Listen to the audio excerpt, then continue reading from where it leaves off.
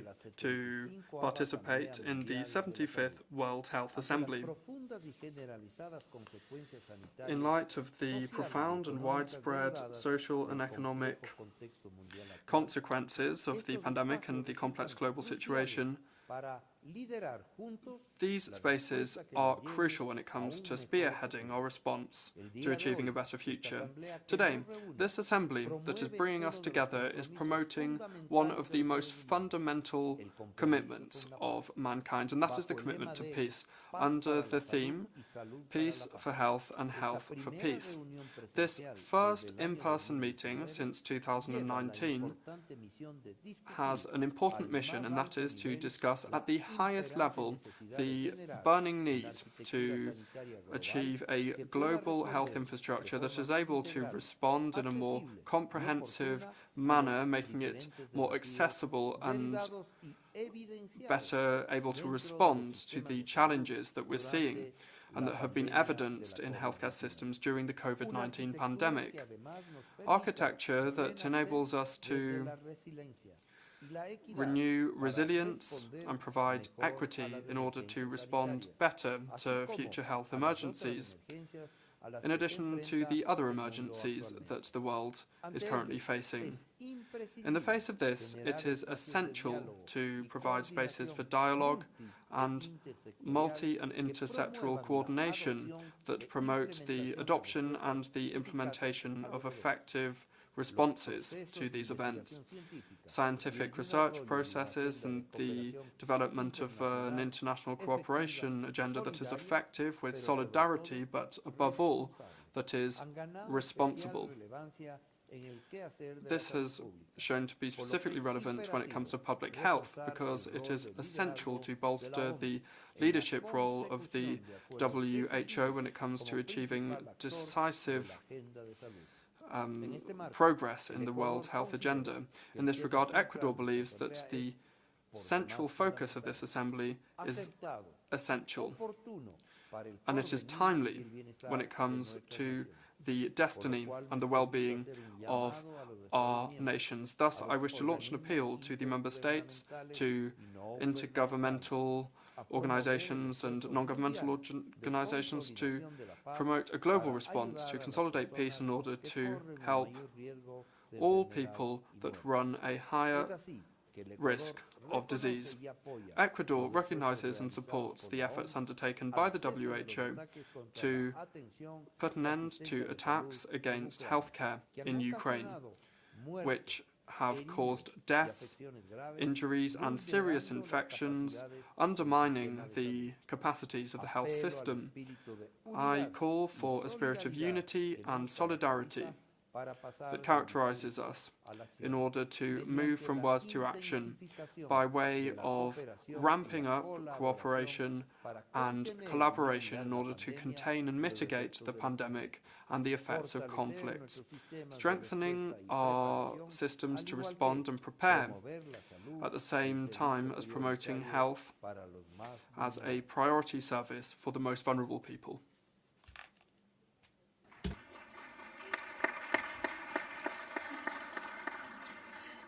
I recognize that the delegation of China would like to take the floor to exercise their right of reply.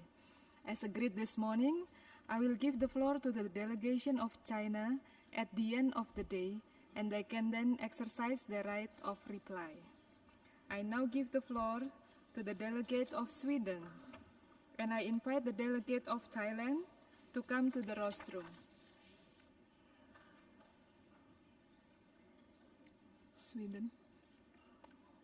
Sweden.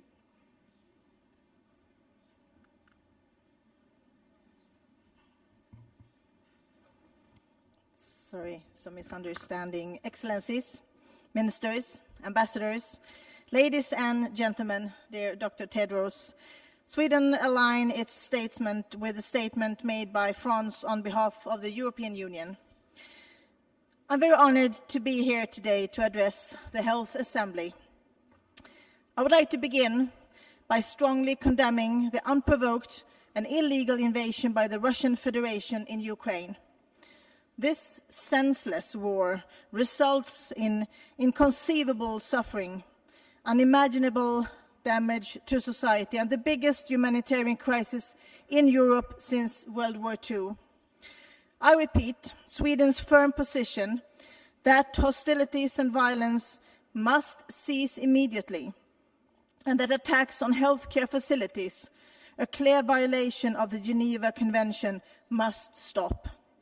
Sweden can't condone any action that undermines the universal right to health and dignity in accordance with the WHO Constitution and the basic principles of human rights as stated in the UN Charter. The World Health Organization holds a key position as the global health agency, and the work you do every day contributes to health for all. The theme of today's debate, Health for Peace and Peace for Health, illustrates the need for us all to continue to work for health equity and sustainable health systems. We will continue to fight for everyone's right to health. Sweden supports the World Health Organization's vital role in supporting member states to rebuild health systems after the pandemic and to ensure universal health coverage, including sexual and reproductive health and rights for all. All countries have worked hard to curb the spread of COVID-19. Learning from the pandemic response is key. Sweden has among the lowest excess mortality rates in Europe and a high vaccination rate. We're now committed to developing an even stronger primary care system, including high-quality elderly care. The lessons from the outbreak are swiftly being turned into political action. As the global community recovers from the pandemic, increased health security and renewed focus on the silent pandemic of AMR is a key global priority. This must go hand in hand with strengthened health systems, investments in primary care, and long-term enforcements of the health workforce. The world is watching the Health Assembly. The negotiations on a pandemic agreement, including efforts to curb antimicrobial resistance and revisions of the international health regulations, are cornerstones of the future pandemic preparedness and response. In addition, sustainable and unearmarked financing of WHO is urgently needed to ensure health for all now and in the future. And Dr. Tedros, I thank you for your hard work during your first term as Director General, and I repeat Sweden's firm support for your nomination as Director General for the next 5 years. Thank you.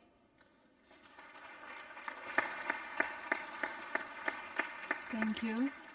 I now give the floor to the Delegate of Thailand, and I invite the Delegate of Egypt to come to the rostrum.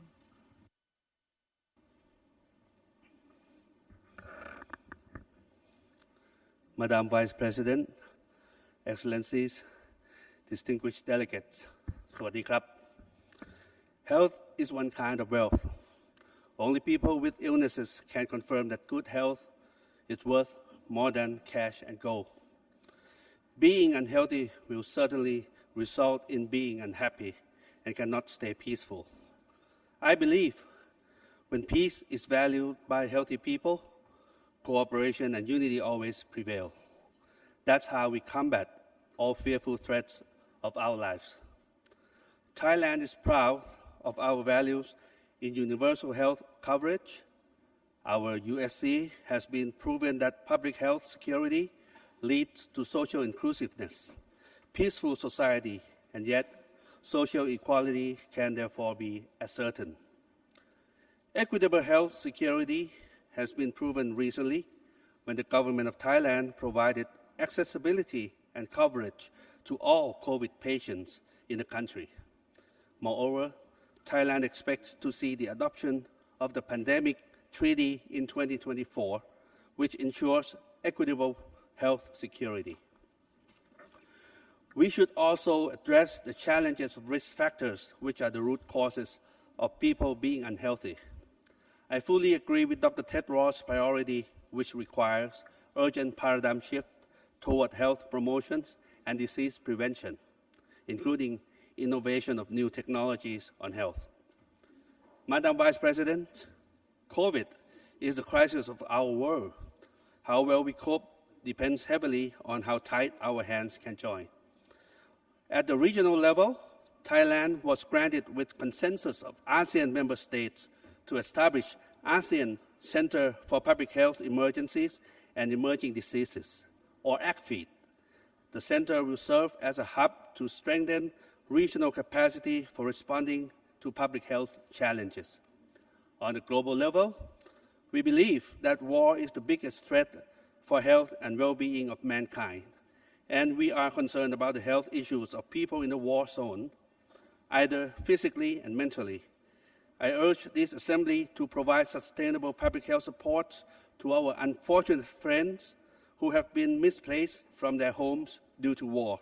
And we must not forget to cover our healthcare workers who work at the front line. The absence of peace is a major obstacle for health. Only our collaborations will then turn their griefs to hopes, because hope is most essential motivation to gain resilience. Our targets for health are above our conflicts. Thailand remains committed to work with the global community on these issues and beyond. Madam, may I conclude my remark by saying, let us promote health, not war. So together we shall live in the world of peace. Health for peace and peace for health. We just cannot have one without the other. Thank you. ขอบคุณครับ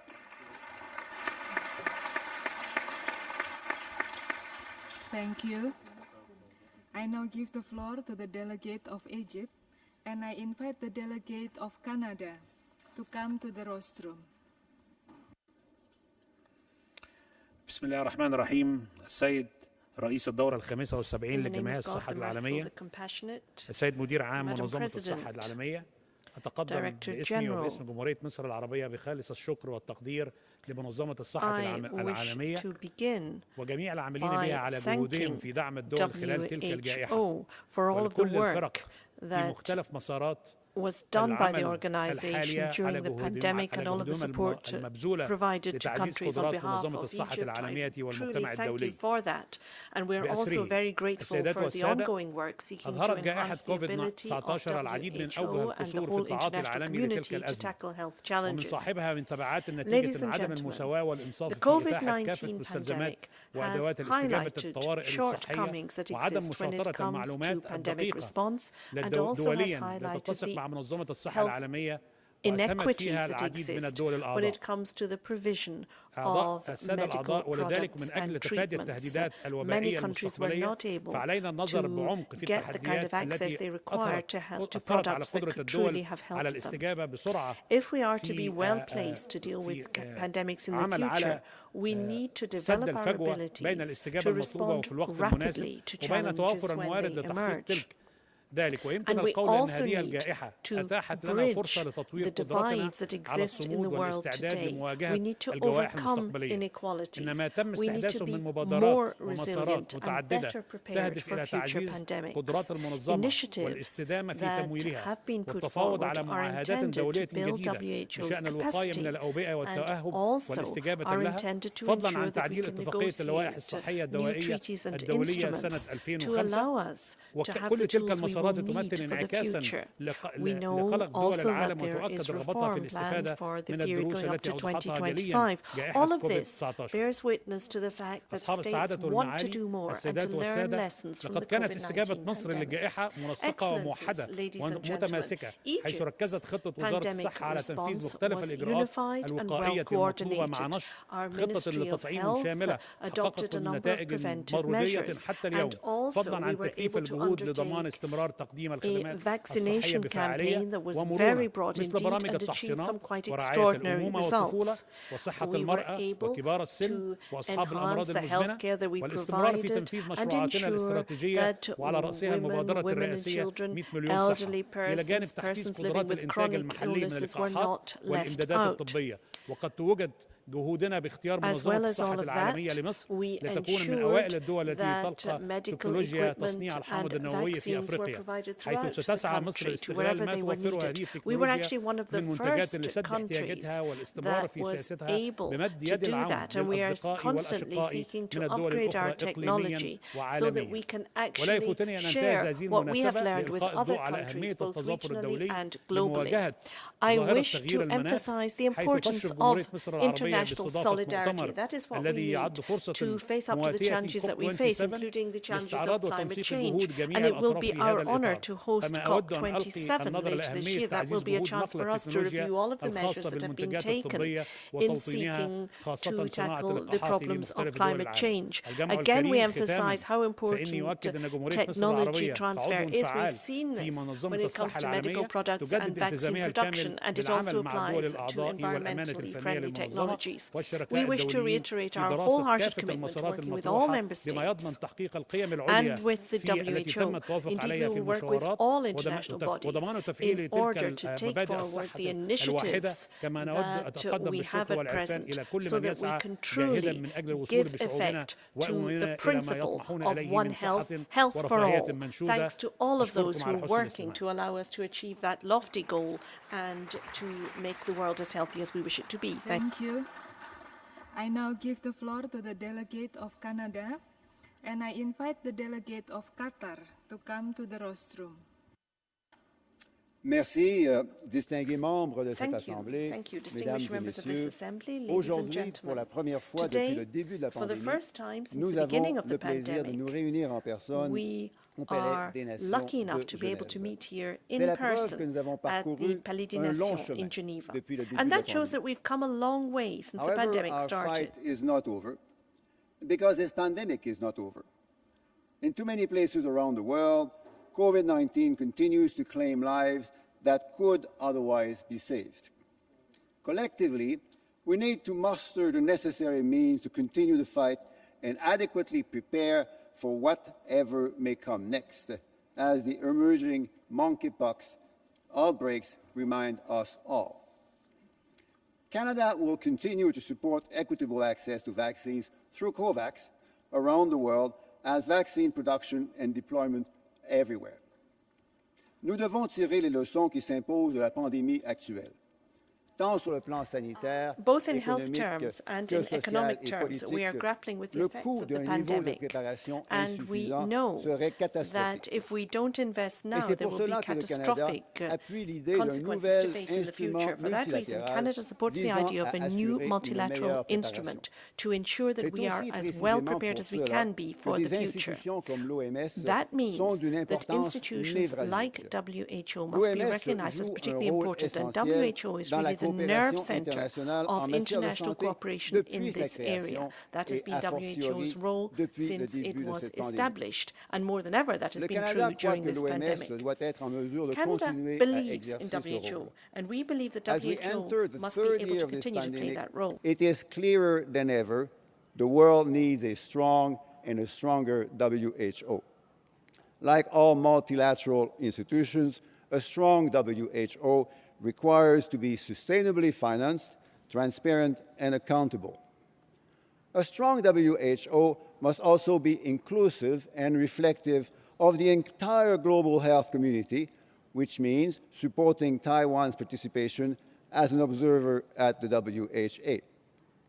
Allow me to conclude with a few key words on the theme of this year's plenary, Peace for Health, Health for Peace. There cannot be health without peace. The pandemic, climate change, and ongoing armed conflicts around the world are adding to the numerous challenges the healthcare community is facing.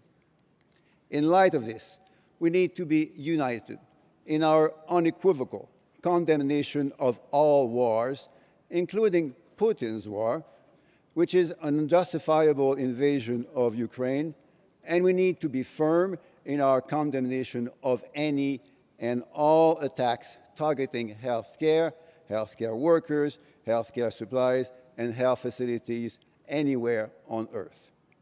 We must continue to protect and promote the principles of equity and universality of access to health care for every human being on Earth. We must also recognize that basic health care services should include sexual and reproductive health care. Sexual and reproductive health rights are human rights, period, and they should be considered as such. It's a matter of dignity, a matter of humanity. Distinguished members, ladies and gentlemen, I thank you for your time and for your attention. Merci. Thank you. I now give the floor to the delegate of Qatar, and I invite the delegate of Panama to come to the rostrum.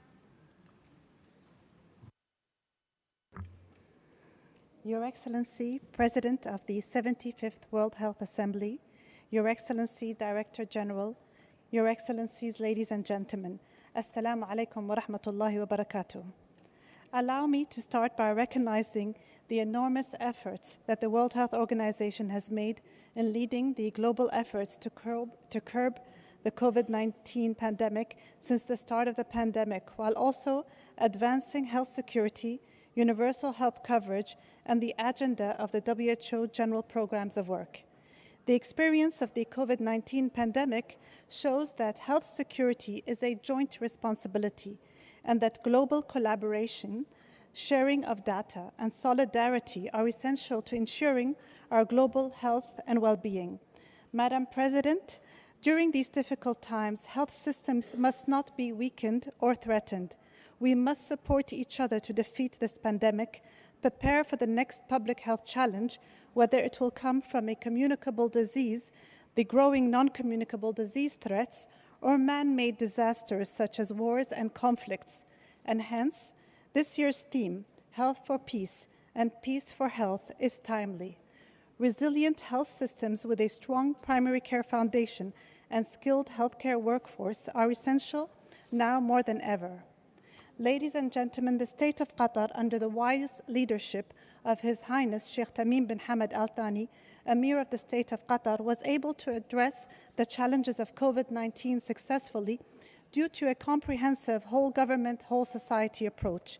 We were able to protect the health of our population and the well-being of our economy from the devastating impacts of the pandemic through a balanced scientific approach to public health measures, facilitating a smooth and safe return to normal life. The Qatar National Vision 2030 emphasizes the importance of health and education, which has resulted in major investments in health. This has enabled us to significantly expand our healthcare system, more than doubling our health services capacity. We have also invested heavily in our skilled workforce and in systems and disaster preparedness. It was this resilience and the dedication of our talented healthcare workers that enabled Qatar to have one of the lowest COVID-19 mortality rates in the world and allowed us to contribute to the COVID-19 global scientific understanding through the publication of our data and findings in leading journals and publications.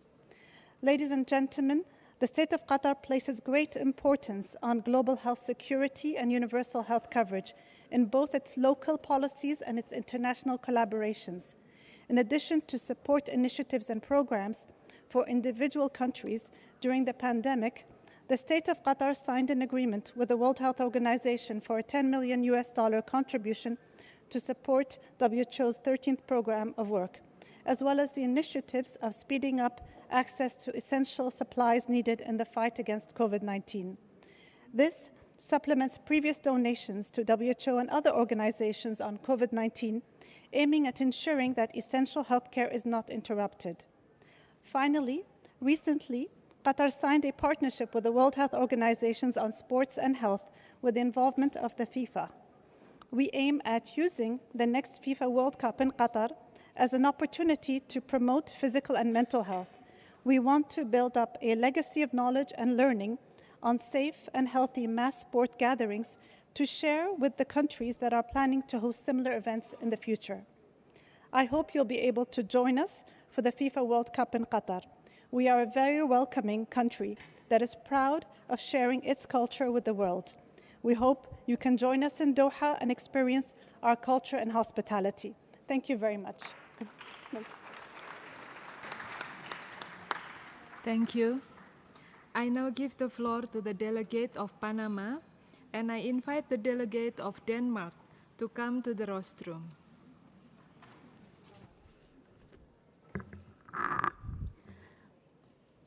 Señor Presidente, President, señor Director General, Director General, colegas ministros, ministras, Ministers, señoras y señores, ladies and gentlemen, reciban un cordial saludo please del receive Gobierno de la the República warmest de regards Panamá of the government of the y Republic nuestro of señor Panama Presidente and our Laurentino President, Cortizo Mr. Cohen. Laurentino Cortizo. Deseo iniciar mi I wish to intervención begin my felicitando statement by al doctor congratulating Tedros, Dr. quien ha Tedros, desempeñado con who liderazgo has un gran trabajo shown por la in his salud de leadership nuestros pueblos fantastic durante work estos for the 5 health of our años. people over the last El 5 tema years. de esta The theme 75ª of the sesión de la 75th Asamblea World Mundial de Health la Assembly, Salud, titulado Salud which is para la Paz, Health for Paz Peace, para la Salud, Peace for Health, nos invita a seguir en la compels búsqueda de all un of us planeta to pacífico y sano, seek en a el cual peaceful and la healthy tecnología planet where y la innovación technology se aprovechan al and máximo para innovation reforzar are nuestra used capacidad as much as possible de to responder improve a our los grandes capacity to desafíos de respond nuestra to the época, great como lo son challenges la of our era, transición epidemiológica such y as demográfica, the emergencias epidemiological y and demographic catástrofes, transition, pero sobre todo epidemics el desarrollo and disasters, sostenible para la but cual above all, debemos sustainable enfrentar development, las desigualdades sociales whereby we y need to económicas, confront social con and economic soluciones inequalities integrales with e comprehensive intersectoriales and que permitan dar cross-sectional acceso a la solutions that salud enable a los us más to pobres, provide access to health siendo for the cónsonos poorest con el people. compromiso del desarrollo de una política social que aborde temas estructurales para disminuir la pobreza.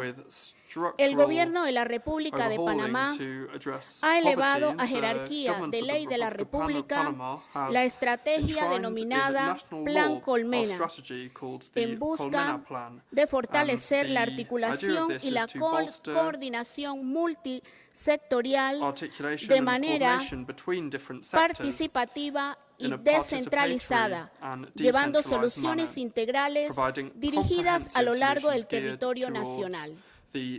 Creemos fervientemente que la salud es un derecho y no un privilegio para unos cuantos, por lo que ese objetivo nacional hacia el avance de nuestra política pública no puede ser alcanzado sin salud. Reiteramos nuestro compromiso continuar luchando para beneficiar a los más de 700,000 panameños y panameñas atrapados en la pobreza y que cuenten con un nivel adecuado de bienestar que contemple aspectos como acceso al agua potable, nutrición, crecimiento y desarrollo óptimos, ayudas para las personas con discapacidad, atención de problemas de enfermedades crónicas, entre otras. Aprovechamos esta oportunidad para invitar a que todos los países miembros mantengan su compromiso, fomentar iniciativas regionales y globales en miras de garantizar el derecho a la salud y el desarrollo sostenible.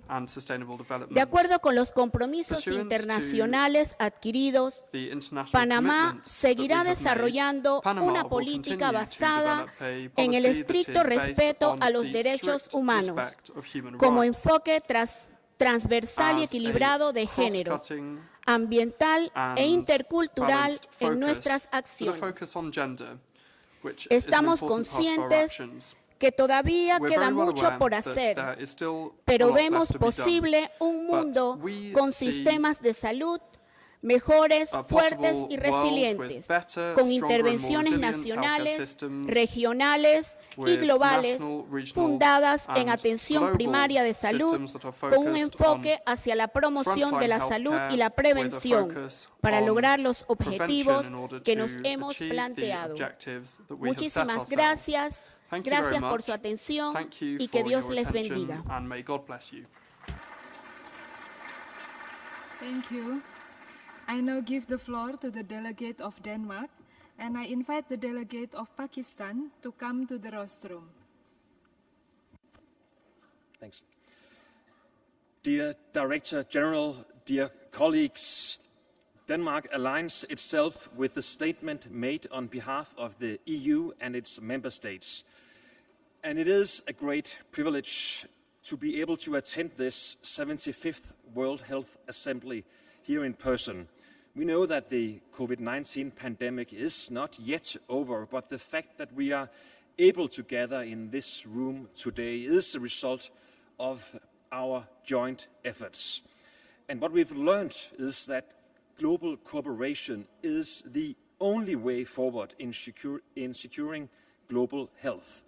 And that is why Denmark strongly supports the ongoing work to develop a new pandemic instrument, as well as targeted amendments to the IHR.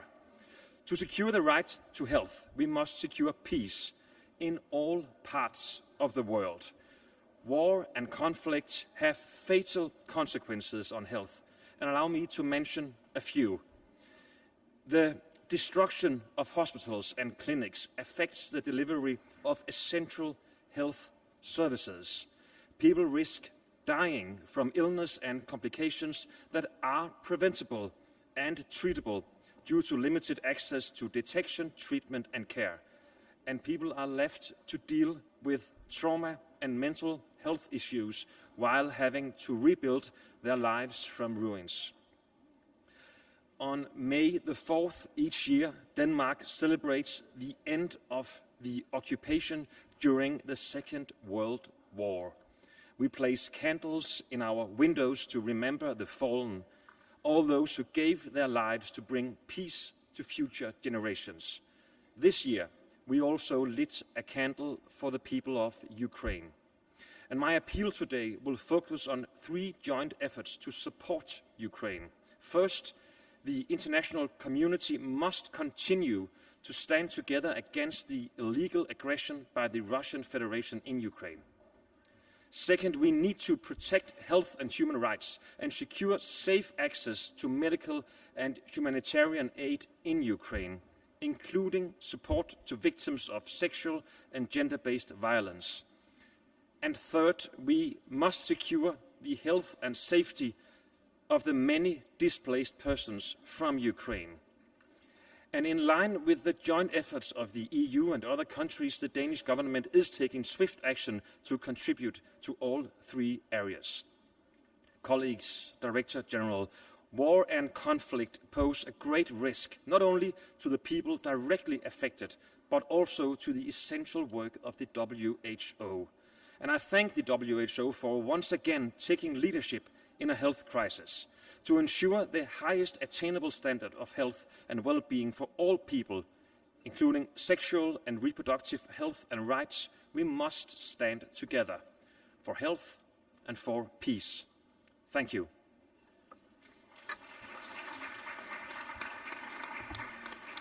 Thank you.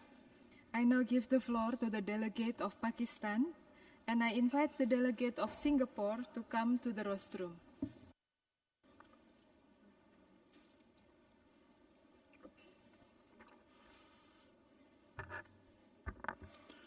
Madam President, Honorable Ministers, Excellencies, ladies and gentlemen, Assalamu alaikum.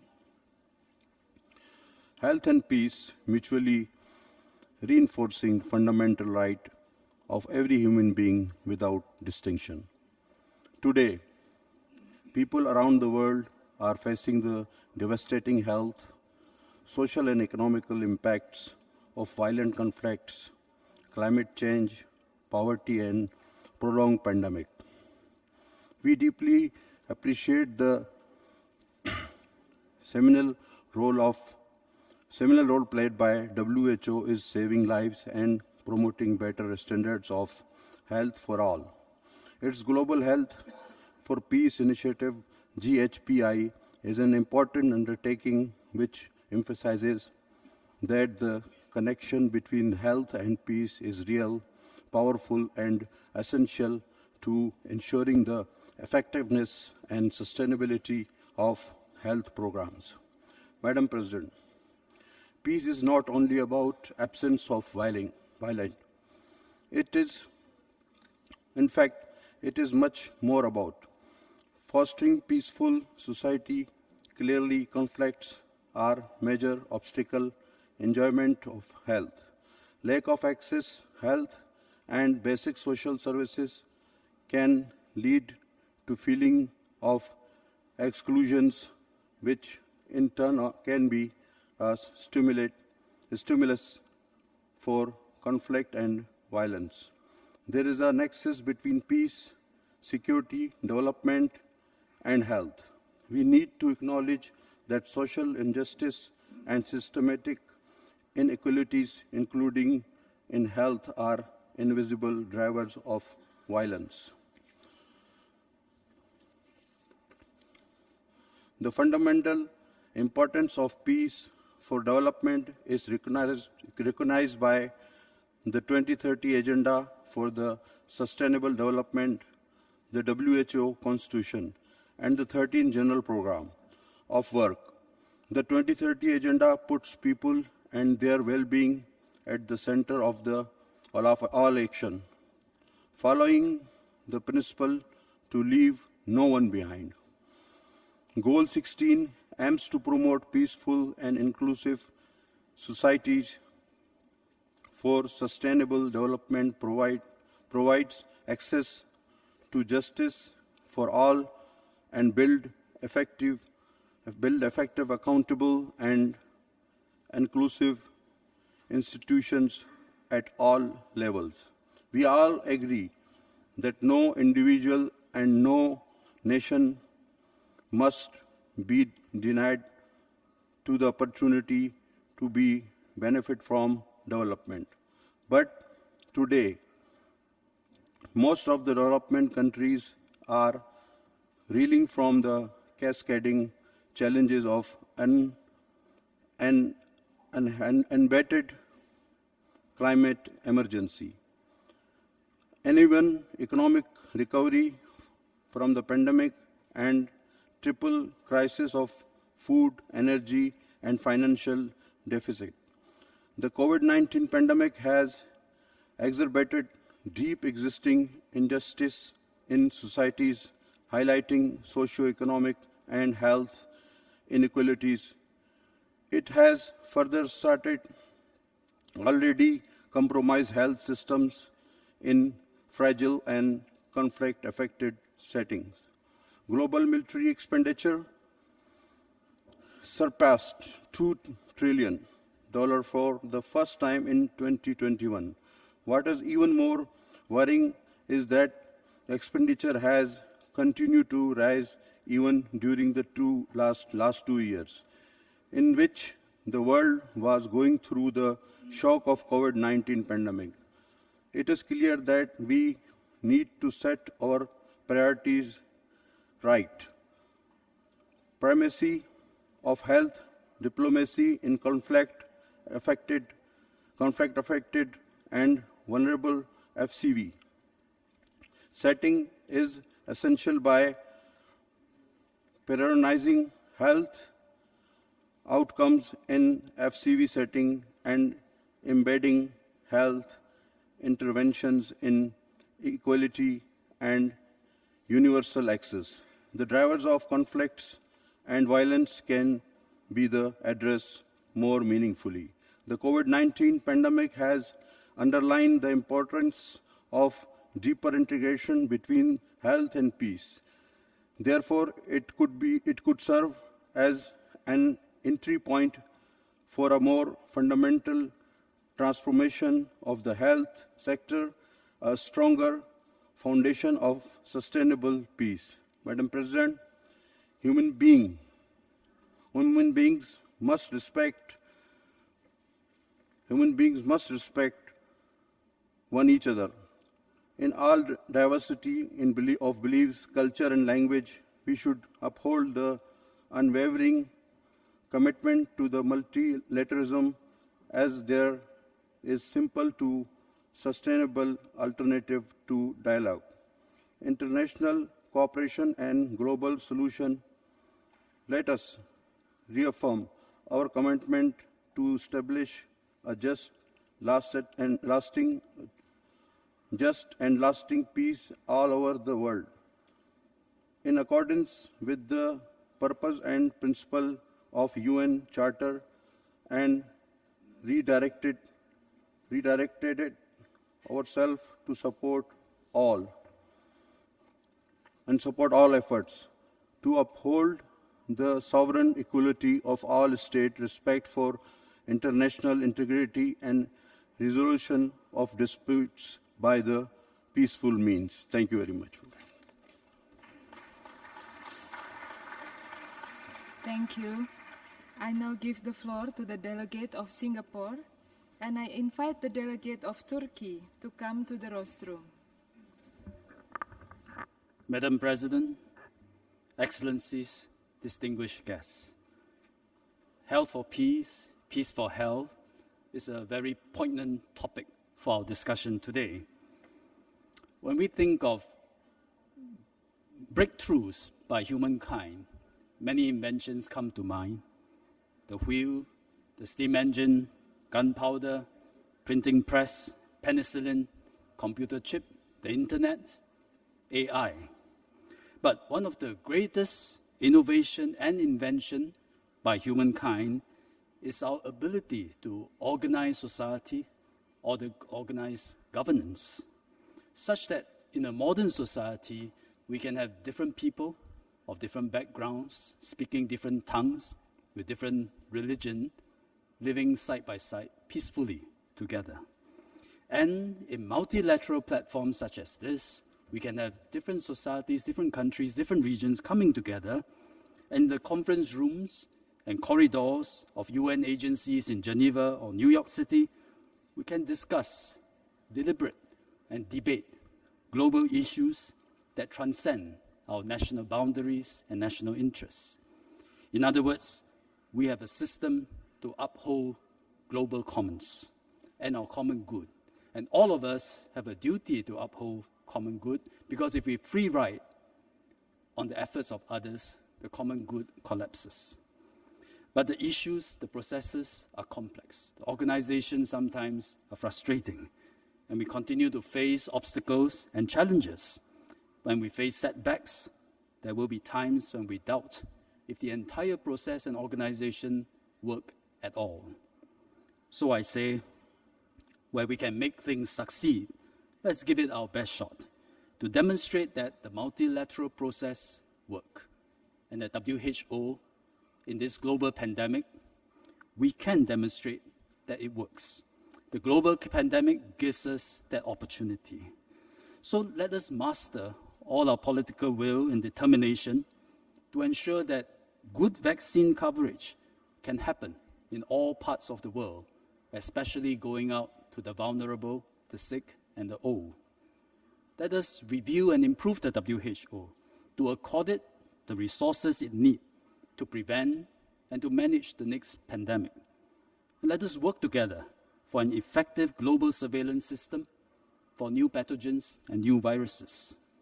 For if this multilateral process before us can enhance the health of the world, it can also promise to bring peace. Singapore wants to contribute to this process in a modest way. We have worked with the WHO on pandemic preparedness in cities and urban areas, and we have proposed a resolution on this. If we are able to table this in the agenda in the coming days, we hope members will give us your fullest support. Thank you.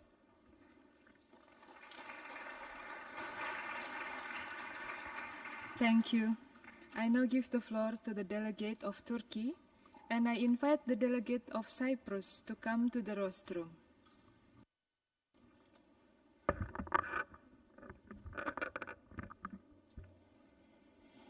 Saygıdeğer Başkan, kıymetli Genel Direktör, değerli katılımcılar. Öncelikle sizlerle yeniden yüz yüze buluşabilmenin verdiği memnuniyeti dile getiriyor ve hepimize başarılı bir asamble diliyorum. Son dönemde uluslararası toplum peş peşe iki öngörülemeyen felaketle karşı karşıya kalmıştır. pandemi ve Ukrayna'da yaşanmakta olan büyük insani kriz.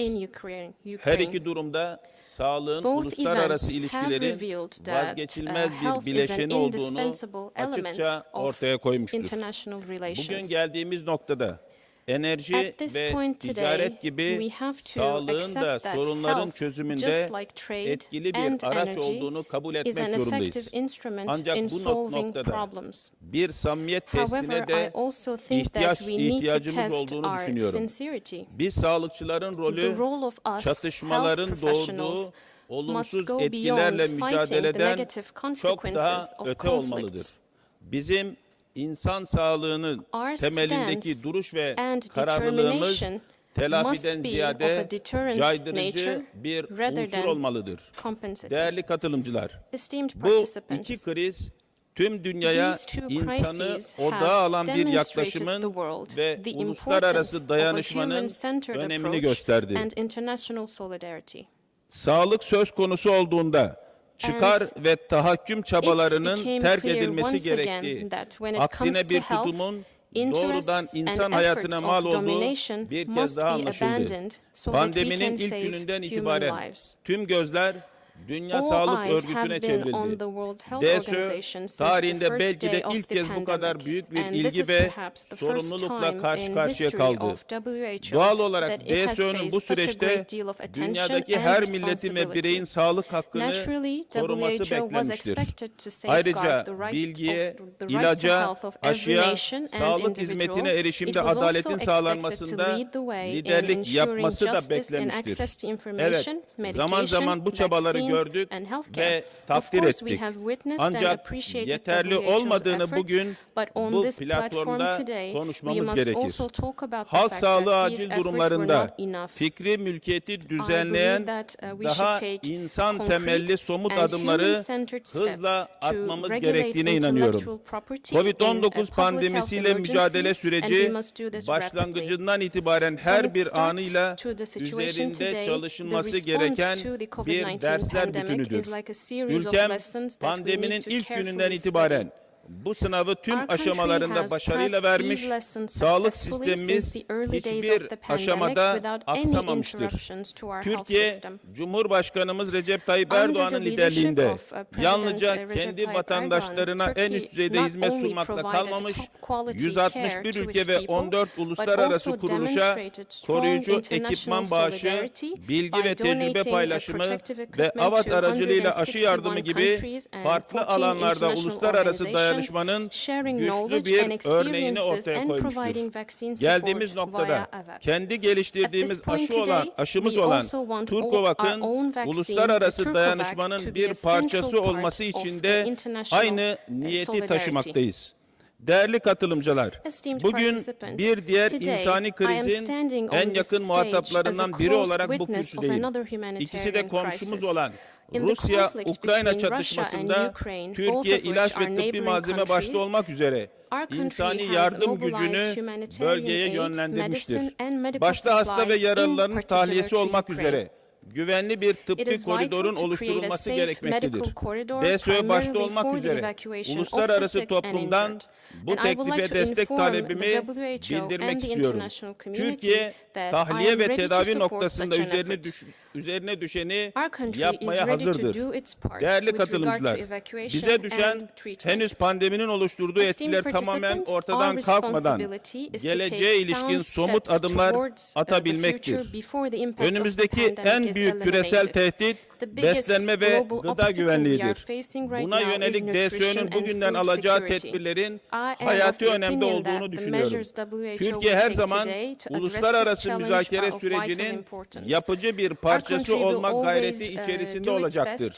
DSÖ'nün dayanışma ve hakkaniyet temelinde güçlendirilmesi, yasal bağlayıcı bir pandemi anlaşmasının oluşturulması, uluslararası sağlık gücünün güçlendirilmesi ve finansal bağımsızlığının desteklenmesi gibi tüm tartışmalara da bu perspektif doğrultusunda yaklaşmaktayız. Hepinize teşekkür ediyorum. Thank you. I now give the floor to the delegate of Cyprus, and I invite the delegate of Guatemala to come to the rostrum. Honorable Chair, distinguished Director General, Excellencies, ladies and gentlemen, Cyprus aligns with the statement delivered on behalf of the European Union and its member states, and I wish to add a few comments in my national capacity. This year's Assembly takes place at a precarious juncture. Addressing the grim consequences of war and promoting peace for health becomes now more essential than ever due to the continued Russian aggression against Ukraine. We deplore the loss of human lives in Ukraine. Cyprus stands in solidarity with Ukraine and its people and reiterates the support for its independence, sovereignty, and territorial integrity, and urgently calls on the Russian Federation to immediately cease its military operations and withdraw its troops.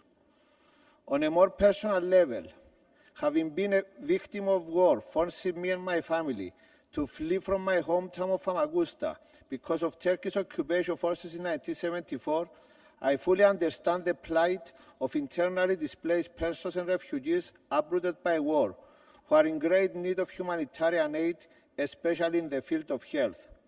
Cyprus recognizes the important humanitarian role of the World Health Organization in ensuring access to essential health care during conflicts, as is now the case of Ukraine. We salute WHO's effort to monitor the operability of healthcare facilities and meet the needs of the civilians in conflict areas. Adversity comes with many different phases. The ongoing pandemic continues to challenge the resilience of health systems and negatively affects economic growth and social coherence across the world.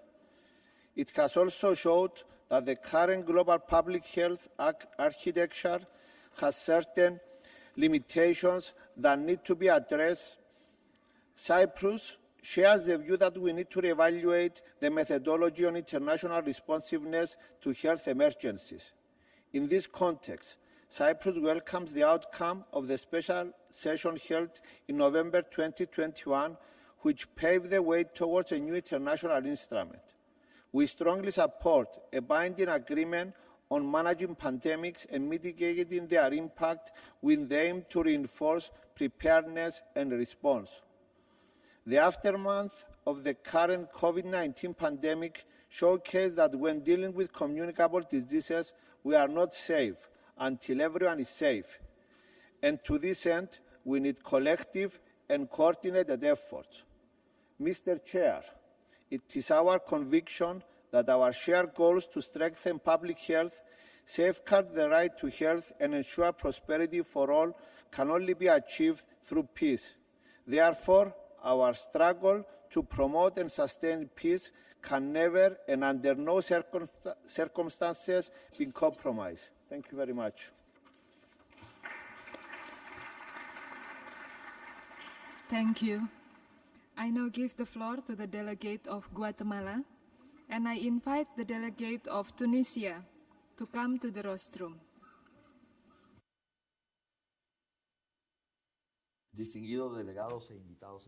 Distinguished delegates and guests, as the Minister of Public Health and Social Welfare in Guatemala, it's an honor to be with you at the beginning of this 75th World Health Assembly. Humanity continues to face great health-related challenges, and this type of event brings better knowledge and allows us to share experiences in order to improve our people's healths. And we fully support the theme, Health for Peace, Peace for Health, because it's an opportunity to agree on how to make progress for the good of all. I invite you all to work together in order to build our capacities for response and preparedness to health challenges. But we also need to focus on other diseases and promote comprehensive healthcare for our populations, because that will help us to improve the lives of our people. I was honored to be the Vice President of the Assembly, and I'm pleased to hand that over. And we give our commitment to continue to working and share knowledge about medical equipment with others. Teamwork helps us to respond to challenges. In particular, scenarios that have led to a worsening of the health situation around the world and that affect peace, including the unjustified invasion of Russia of Ukraine. And my country believes that the parties must get to the negotiating table. Diplomacy is the only route to ensure that this situation is put an end to and doesn't continue to undermine the lives of the people there. We believe that a negotiated solution will help us move forward to build healthcare systems for all. My country thanks the WHO and PAHO and other countries who have provided us with support, and because this has helped us provide better healthcare for our people.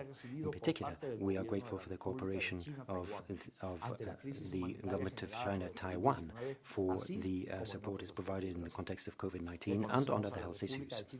We recognize Republic of China, Taiwan, and its efforts in ensuring that people attain the highest possible level of health, and indeed in post-pandemic recovery.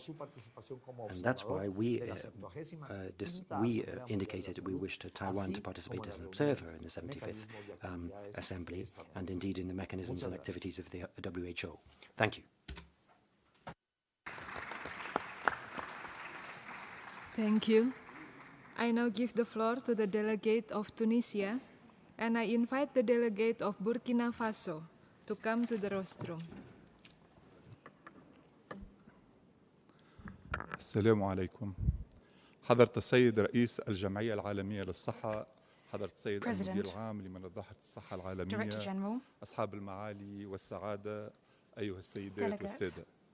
في البداية كل التهاني لمعالي الدكتور أحمد بوغلا عبد الله وزير الصحة لجمهورية جيبوتي بمناسبة انتخابه لرئاسة الدورة الخامسة والسبعين للجمعية العامة للصحة، متمنيا له ولكافة أعضائه الذين حظوا بثقة جمعيتنا كل النجاح والتوفيق. كما أتقدم بأخلص عبارات الإكبار للسيد تدروس أدامون الذي يعمل بتفان وإخلاص على تدعيم حظوظ منظمتنا العتيدة وحرصه الدائم على كل ما من شأنه أن يتهدد صحة الأفراد والمجتمعات في كافة أصقاع العالم. كما توجه بالشكر لأخينا الدكتور أحمد سالم المنظري مدير المكتب الإقليمي لشرق المتوسط على ما تلقاه لديه برامج الصحة في تونس وفي سائر بلدان الإقليم من دعم ومساندة. سيدي الرئيس، إن اختيار شعار هذه الدورة السلام من أجل الصحة والصحة من أجل السلام تقتضي منا جميعا أن نبذل المزيد من الجهود وأن نتحلى بمزيد المثابرة واليقظة كي نهتدي إلى الحلول المناسبة لكل المشكلات المؤثرة في صحة الإنسان، والتي منها الوسائل الكفيلة بدعم الأمن الصحي لكل دول العالم. وفي هذا الإطار أشير إلى العناية البالغة التي توليها بلادي تونس لهذه المبادرة القيمة التي تقدمت بها منظمة الصحة العالمية مساهمة منها في استدامة السلام، فهي مبادرة تبين بجلاء حقيقة العلاقة المترابطة القائمة بين العمل الإنساني والتنمية والسلام من خلال التغطية الصحية الشاملة للجميع. ولقد حرصت بلادي تونس على الالتزام بجميع الرؤى والمواثيق الدولية الرامية إلى تحقيق الأمن الصحي والسلم الاجتماعي بما يتوافق مع ثوابتها وقيمها واهتمامها البالغ بالصحة كأحد حقوق الإنسان الجوهرية من ناحية والسلم والأمن لمتساكنيها وشعوب جوارها من ناحية أخرى. وفي هذا السياق فقد تم مؤخرا انتخاب تونس عضوا في مجلس السلم والأمن التابع للاتحاد الأفريقي للفترة 2022-2024، وذلك تعبيرا عن الثقة في قدرتها على الإسهام الفاعل في جهود إحلال السلم والأمن الدوليين ولا سيما في إفريقيا. سيد الرئيس، إن الجمهورية التونسية تنخرط في مبادرة الصحة من أجل السلام وتبدي استعدادها لبذل مساعي حثيثة لدعم ركائز الصحة والسلام بمختلف أشكالها، وهي تولي عناية بالغة لمسألة التوصل إلى وضع اتفاقية صحية دولية توفر الحماية للأجيال القادمة. وقد كان سيادة رئيس الجمهورية التونسية الأستاذ قيس سعيد من ضمن القادة العالميين المبادرين إلى الدعوة حال ظهور جائحة كوفيد-19 إلى وضع الإطار القانوني الجديد لتحسين تأهب بلدان العالم للجوائح والوقاية منها والكشف عنها وتقييمها والاستجابة لها في الوقت المناسب. هذا وسعي منها لتحقيق تغطية صحية شاملة لمواطنيها. طورت تونس سياستها الصحية في أفق 2030 اعتمادا على نتائج الحوار المجتمعي التشاركي حول السياسات والاستراتيجيات والمخططات الوطنية للصحة، وأعدت للغرض الميثاق الوطني لإصلاح المنظومة الصحية، وذلك بالتعاون مع منظمة الصحة العالمية والاتحاد الأوروبي. ويشرفني التفكير بأنه تم مؤخرا بدعم من المنظمة اختيار تونس من بين الست دول الأفريقية للتمتع بنقل تكنولوجيات صناعة اللقاحات ذات الخاصية ARN. كما أن تونس تعمل جاهدة على احتضان مقر الوكالة الإفريقية للأدوية الذي سيتيح فرصة جديدة لتعزيز العلاقات الثنائية في هذا المجال. سيد الرئيس، قبل أن أنهي مداخلتي اسمحوا لي في الختام أن أعبر من منبري هذا عن عمق انشغال بلادي بمدى ما وصلت إليه الأوضاع الصحية لبعض الشعوب في العالم من تدنن وتدهور جراء الحروب والكوارث. ومن بين هذه الشعوب أخص بالذكر الشعب الفلسطيني الذي يعاني من ويلات الاحتلال والقمع الممارس عليها وما ينجر عنه من حرمان ونقص في الأدوية وغيرها من مستلزمات الإسعاف الصحي. لذلك أعتقد من أولويات دورتنا هذه أن تسعى إلى إيجاد كل التدابير الكفيلة بأن تقدم منظمتنا وفاء منها لرسالتنا الإنسانية المزيد من المساعدات العاجلة للتخفيف من هذه المعاناة. شكرا على حسن الإصغاء وأتمنى كل التوفيق لأشغال هذه الدورة.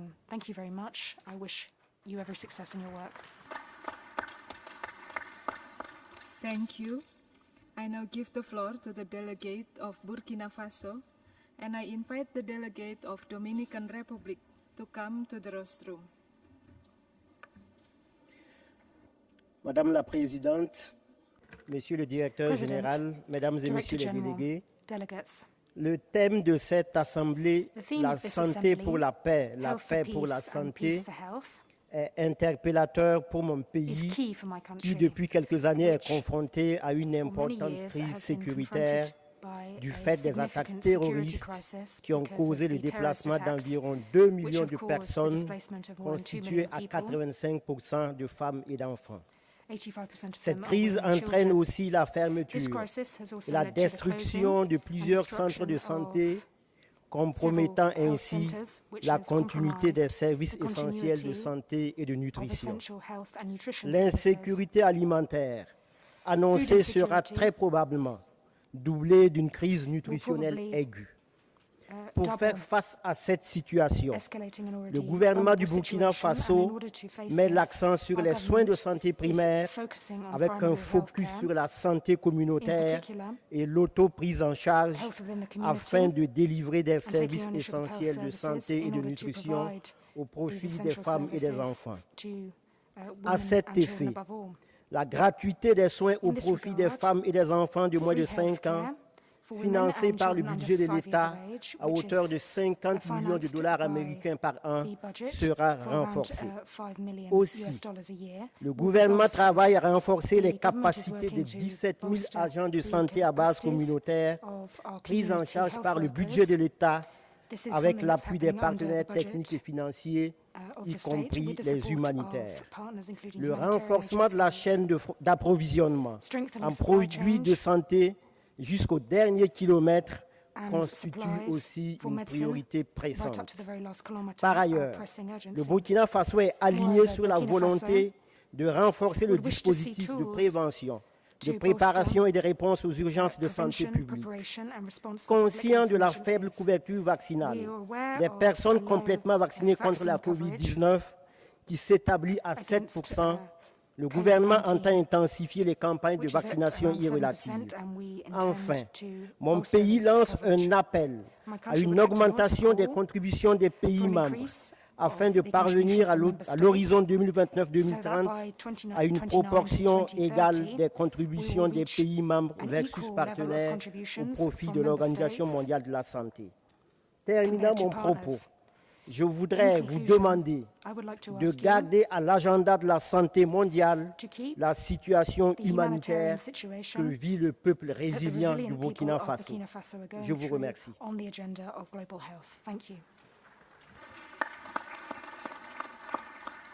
Thank you. I now give the floor to the delegate of Dominican Republic, and I invite the delegate of Ghana to come to the rostrum. Distinguido Dr. Tedros Ghebreyesus, Dr. Tedros, Director General de la Organización Mundial de la Salud, distinguida señora Vicepresidente de la Asamblea Mundial de la Salud, distinguidos ministros, ministras y representantes gubernamentales, la República Dominicana felicita a la Organización Mundial de la Salud por la organización y celebración de esta 75ª Asamblea Mundial de la Salud. Nos complace estar aquí reunidos con todos ustedes en este escenario donde pretendemos intercambiar experiencias para impulsar acciones y aunar esfuerzos que converjan en un objetivo común: fortalecer las políticas de salud en pro del desarrollo de un sistema sanitario mundial. La crisis humanitaria, producto del aumento de los conflictos, la emergencia climática que sigue agravándose y la prolongación de la pandemia por el COVID-19 es un fenómeno que ha causado estragos en el orden sanitario, político y socioeconómico, planteando importantes retos para los gobiernos a nivel mundial y poniendo a prueba la capacidad organizacional y de respuesta de los sistemas de salud de todos los países, lo cual ha confirmado dos realidades muy importantes. La humanidad es extremadamente vulnerable y a pesar de las fronteras e independientemente de nuestro nivel de desarrollo económico, social y humano, somos profundamente interdependientes. En este sentido, es de suma importancia profundizar en la reflexión sobre la interrelación de la paz y la salud, de forma tal que nos permita identificar líneas de acción para contribuir a la construcción de una sociedad sostenible, saludable y en paz. Sin embargo, esta realidad requiere un nivel de cooperación y de solidaridad que hasta ahora no hemos visto materializar. Y no lo hemos podido materializar a pesar de las buenas intenciones de los muchos compromisos y tantos discursos conocidos en este y otros espacios de discusión internacional. La paz y la salud son derechos fundamentales de todo ser humano y que se interrelacionan profundamente con un sentido común del bienestar. La paz ya no es entendida como la ausencia de guerra o de violencia, ya que no concluye con los conflictos. Son inherentes a la diversidad de intereses y a las tensiones de poder, sino que adquiere un sentido más holístico, evolucionando como un carácter integrador del estado de bienestar y seguridad, que involucra el respeto a los derechos humanos, la protección al medio ambiente y la satisfacción de las necesidades básicas en materia de alimentación, vivienda y salud. Una sociedad en paz enfrenta y resuelve los conflictos por la vía de los acuerdos y no de la fuerza. Ciertamente, lo que distingue una comunidad pacífica es la manera en que resuelve sus conflictos, manteniendo el compromiso de resolver las controversias por medio del diálogo y la concertación. Distinguidos colegas, El gobierno de la República Dominicana no ha escatimado esfuerzos ni recursos en la respuesta de la pandemia por el COVID-19, logrando un favorable desempeño y la garantía de la salud de su población a través de un plan de vacunación gratuito que ha sido exitoso y sumado a medidas sanitarias eficaces y, por tanto, hemos logrado una mitigación de impacto eficaz ante la pandemia. Sin embargo, superar la pandemia no será suficiente por sí mismo. Para contrarrestar las consecuencias sanitarias, sociales y financieras que padece nuestro país y la comunidad internacional, especialmente frente al gran impacto que están teniendo los conflictos multinacionales y que han agudizado la inflación internacional post-pandemia que nos afecta a todos. La República Dominicana sigue con el firme compromiso en la respuesta eficaz ante la emergencia sanitaria y acogemos con gran beneplácito el trabajo en curso de la Organización Mundial de la Salud para fortalecer la prevención, la preparación y la adopción de esta resolución WHA 74.7 sobre emergencias sanitarias y el fortalecimiento de la preparación y respuesta de la OMS frente a las emergencias, y saludamos los esfuerzos realizados a la fecha con la preparación del Plan de Acción Conjunto Una Sola Salud. Desde nuestra perspectiva, como país tenemos la claridad de que no podemos sentirnos ni lejanos. Could you wrap up, sir? Thank you. Los conflictos bélicos afectan la paz de la región y más aún dada la posible extensión de dichos conflictos en otros países que integran nuestra organización. El eco de las armas afecta además la economía de la política y la estabilidad social de toda la región y genera caos en los mercados globales, incluyendo el sector salud y las cadenas de suministro. Debemos sentar las bases para una recuperación post-pandemia que sea sostenible, justa, global, y la tarea que tenemos por delante es ardua, y trabajar en creación de una OMS reforzada con una financiación sostenible y una nueva estructura de gobernanza de la salud mediante el fortalecimiento de la preparación y respuesta para la presente y futura pandemia requerirá el compromiso de todos en asegurar la paz no sea una utopía, sino un principio rector y el objetivo tangible a lograr. Muchas gracias.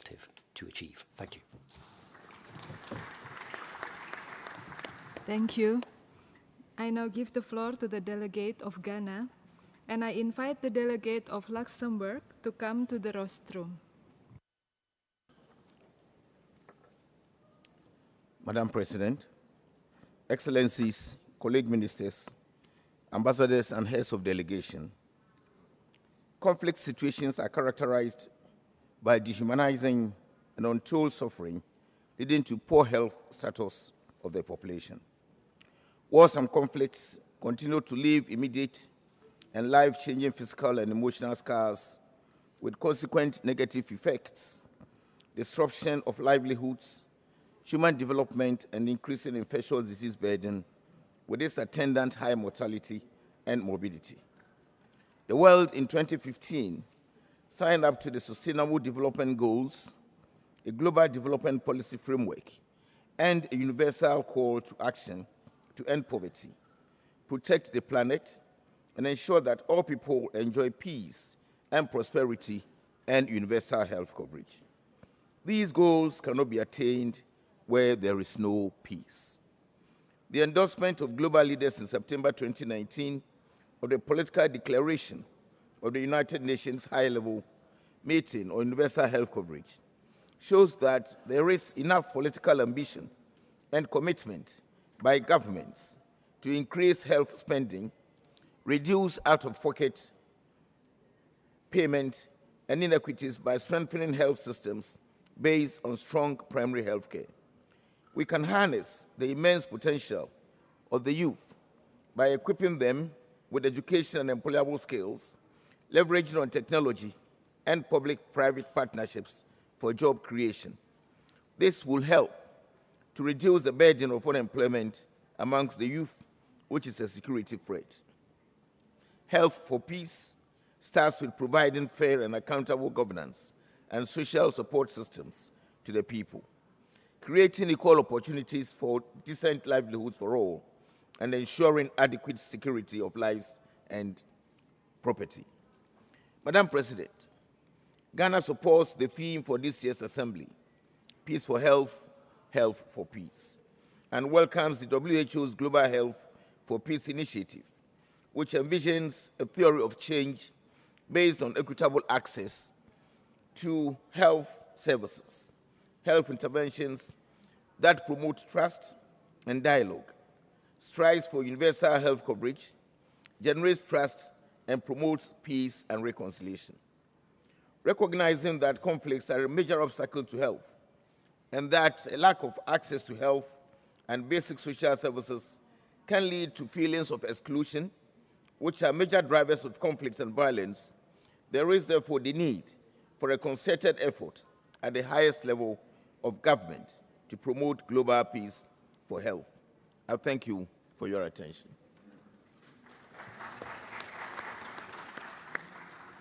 Thank you.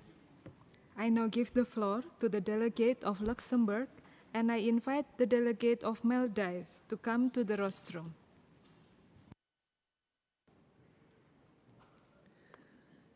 Monsieur le Président, Monsieur le Directeur Général, Excellences, notre présence aujourd'hui est un symbole important au regard du contexte international si particulier. Après plus de 2 années d'une pandémie dont l'issue n'est pas encore certaine, nous voici de nouveau confrontés à une nouvelle horreur, en l'occurrence celle de la guerre qui menace la sécurité en Europe. Depuis le début de la guerre en Ukraine, des milliers de personnes, et notamment des enfants traumatisés, ont fui leur pays et leur famille en laissant leur vie derrière elles.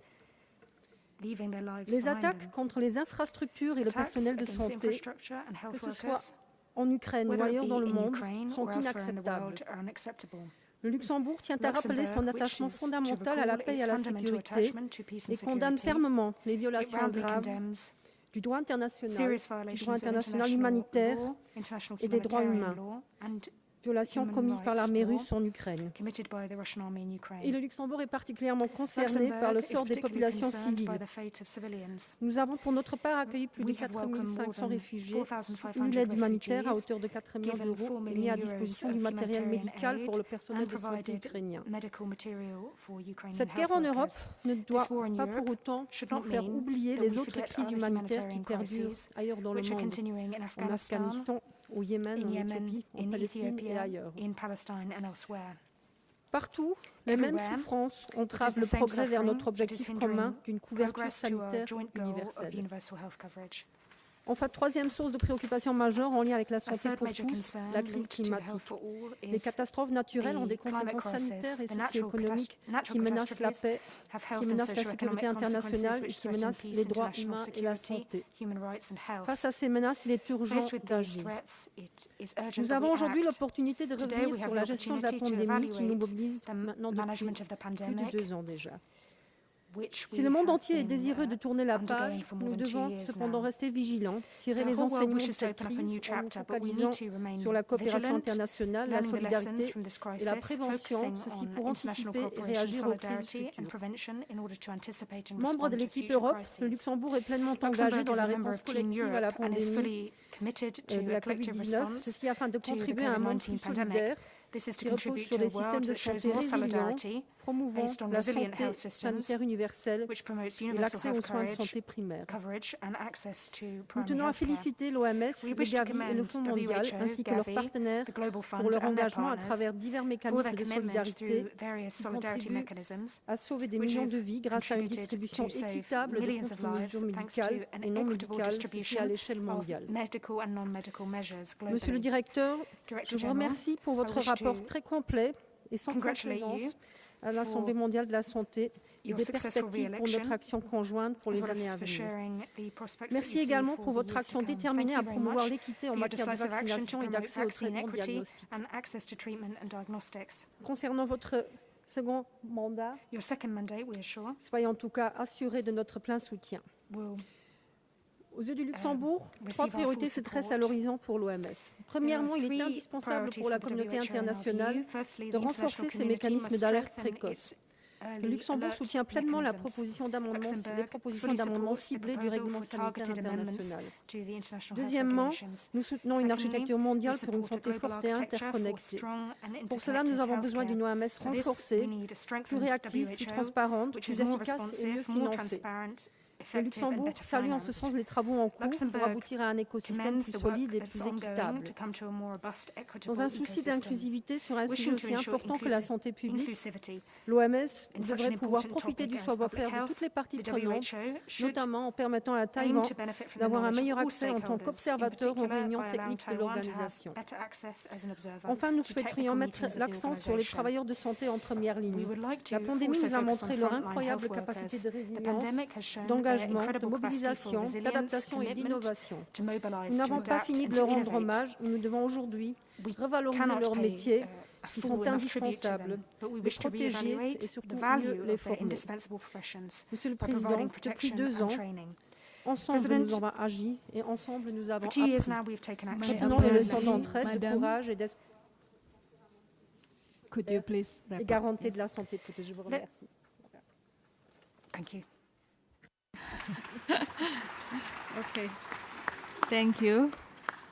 I now give the floor to the delegate of Maldives, and I invite the delegate of Chile to come to the rostrum. Thank you.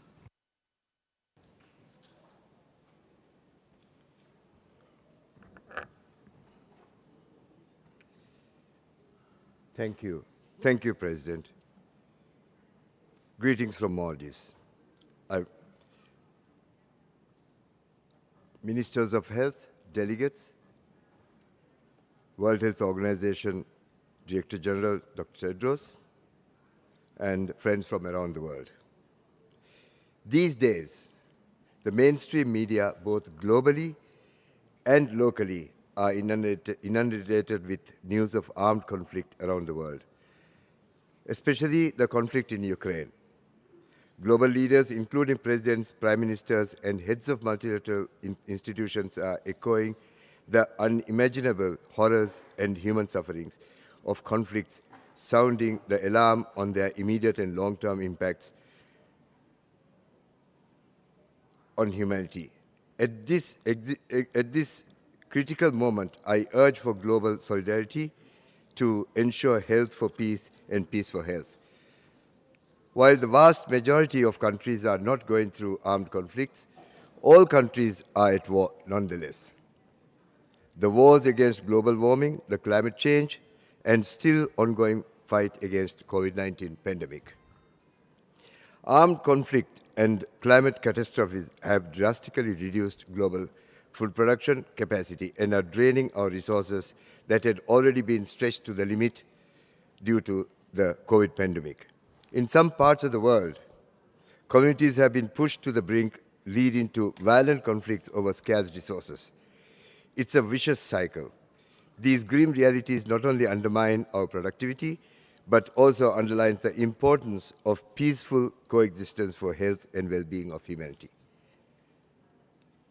Madam President, in the case of Maldives, we have a long and proud history of peaceful existence and coexistence and friendship with neighbors as well as all countries and people across the world.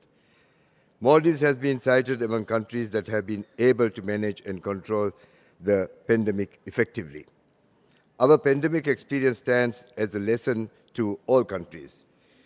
Evidence-based decisions coupled with dedicated political will from the highest authority and a whole government approach provided for timely, effective, and robust measures and decisions. President Ibrahim Mohamed Solih, under his direct leadership, steered Maldives towards mitigating the socio-economic impact of COVID-19. While we as a nation can make meaningful gains in these areas, Maldives is constantly battling the ravages of nature for our very survival as a nation.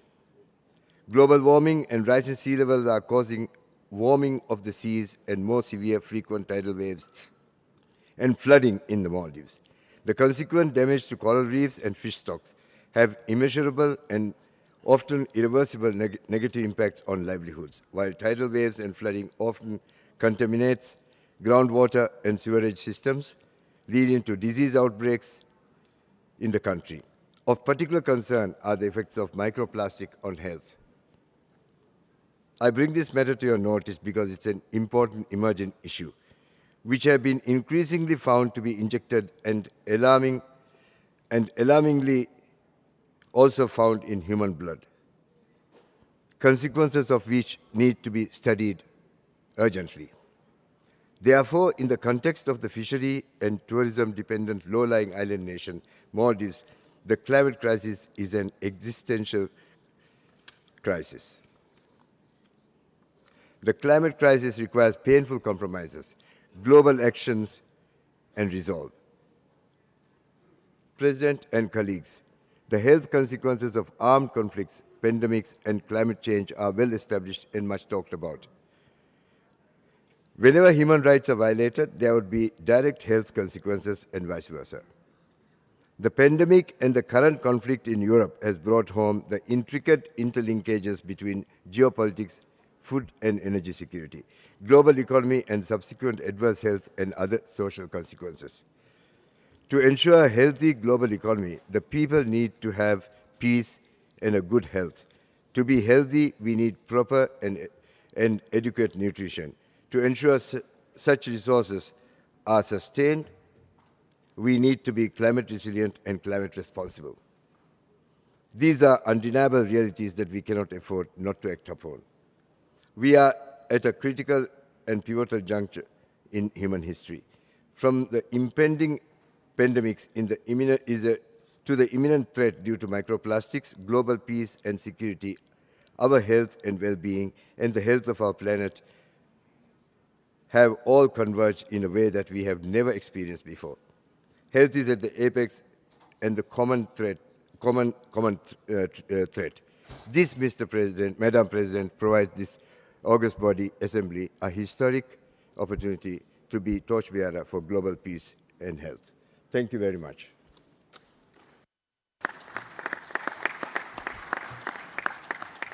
Thank you. I would like to remind all delegates to maximize the 3 minutes slot of time that is given so that every country will have equal opportunity. Now I give the floor to Chile, and I invite the delegate of India to come to the rostrum.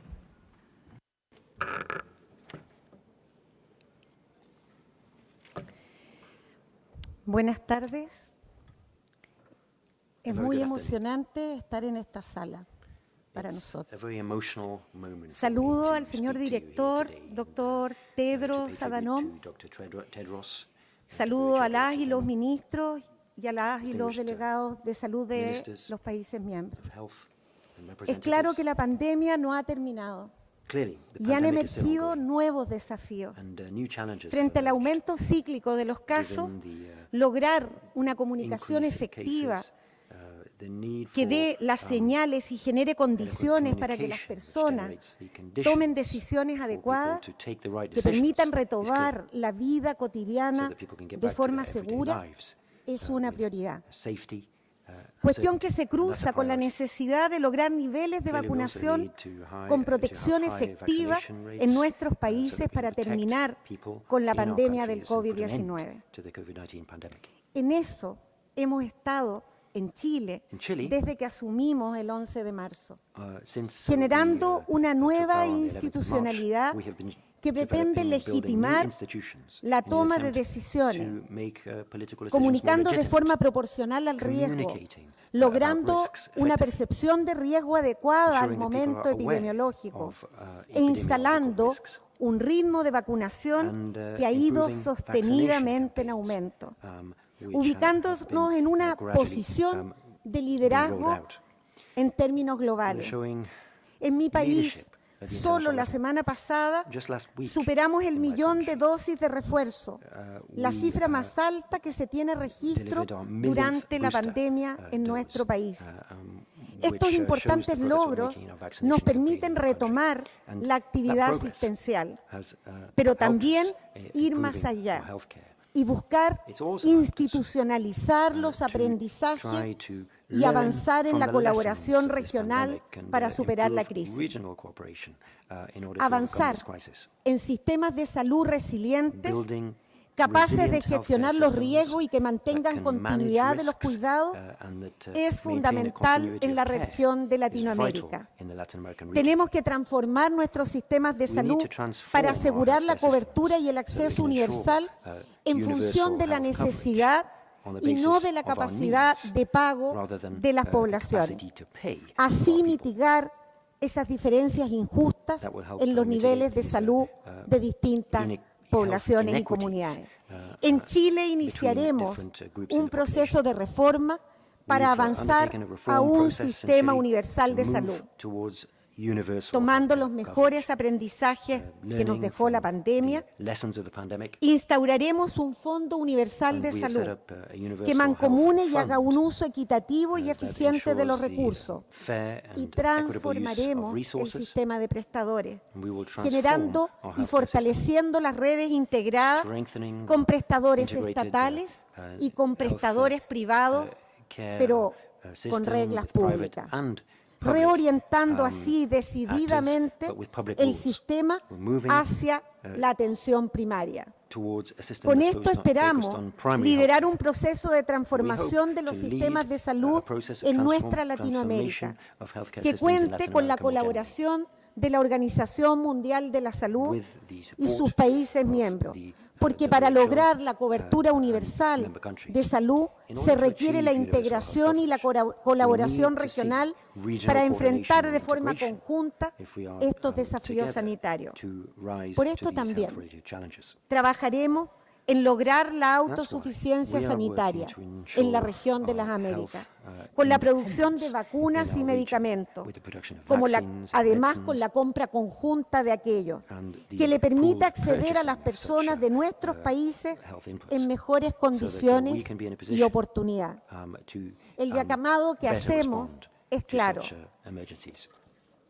Trabajaremos en transformar a la salud en un derecho en la región de las Américas. Muchas gracias.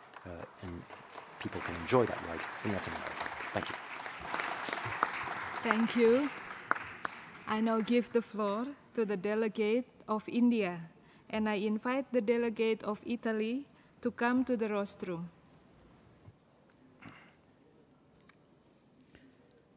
Thank you, Honorable Chair.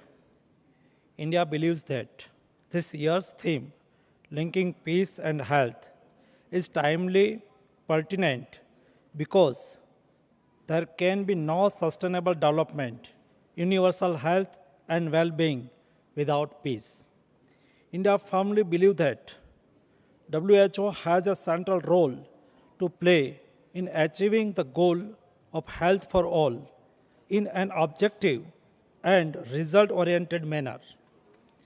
It should be our collective efforts to ensure that WHO is fit for the purpose to deal with contemporary realities. India has always constructively contributed to make WHO reflect the aspiration of member state, and that is its process must be driven by member state. Chair, there is a need to ensure centrality of WHO in global architecture and increased assessed contributions to WHO in a phased manner. But that should be linked to an accountability framework, value for money approach, and genuine engagement with member states. India would like to highlight that beside equitable access to medical countermeasure aspect related to intellectual property, need for cost-effective research, technology transfer, and regional manufacturing capacities must remain an important focus area. Chair, India would like to express its disappointment over the manner in which the report by WHO on all-cause excess mortality was prepared and published, ignoring the concern expressed by India and other countries over the methodology and sources of data, setting aside the country-specific authentic data from the Statutory Authority of India. Central Council of Health and Family Welfare, a constitutional body having a representation of health ministers from all states within India, passed a unanimous resolution asking me to convey their collective disappointment and concern in this regard. Chair, India Honorable Prime Minister Shri Narendra Modi ji has highlighted the need for building a resilient global supply chain to enable equitable access to vaccine and medicines. The need for streamlining WHO's approval process for vaccines and therapeutics and reform as well as strengthening of WHO to build a more resilient global health security architecture. As a responsible member of global community, India is ready to play a key role in these efforts. Thank you. Jai Hind.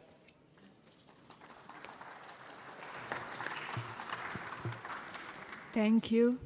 I now give the floor to the delegate of Italy, and I invite the delegate of Mexico to come to the rostrum. Yeah, thank you very much, President. Thank you very much, Director General, for pointing out reflections to the strong link between peace and health. Conflicts are, in fact, a key determinant and a major obstacle to health. Italy, therefore, joins nations in calling once again on Russia to immediately cease its military actions and withdraw its troops from Ukraine, stop attacks on healthcare facilities and allow the safe evacuation of civilians, as well as ensure access for those delivering medical and humanitarian assistance. The COVID-19 pandemic has demonstrated that a lack of access to basic health service can lead to feelings of exclusions, which are in themselves a major driver of conflict and violence. We must not forget that the emergency is not finished yet, and overcoming COVID-19 depends on the success of the global vaccination campaign without leaving anybody behind. This is why, in order to preserve peace, we are called to commit to an unprecedented level of multilateralism in global health, to ensure that pandemic prevention, preparedness and response efforts reach all, among and within countries. I would also like to thank the Director General for drawing our attention on mental health. Italy will organize the next Global Mental Health Summit in Rome on 13 and 14 of October 2022. The COVID-19 pandemic and its long-term consequence, as well as the recent war in Ukraine, triggered an increase of mental health conditions, showing the importance of considering this aspect while planning for PPR. The first lesson that COVID gave us was that health is not a national issue. We have to consider health always an international issue. And that means that we have to work more together. We have to work more together, for example, on pandemic treaty. We have to work more together on One Health strategy. And we have to work to make stronger WHO, because no one can save himself alone. I think this is the first lesson coming out from these awful years. That's why, during our presidency of G20, we wanted to create a finance and health ministers meeting that we have to push to make stronger every moment of bilateral and multilateral agreements on health. We have a window of opportunity opened by these difficult months of fight against COVID. We shouldn't miss this window. We have to work more together.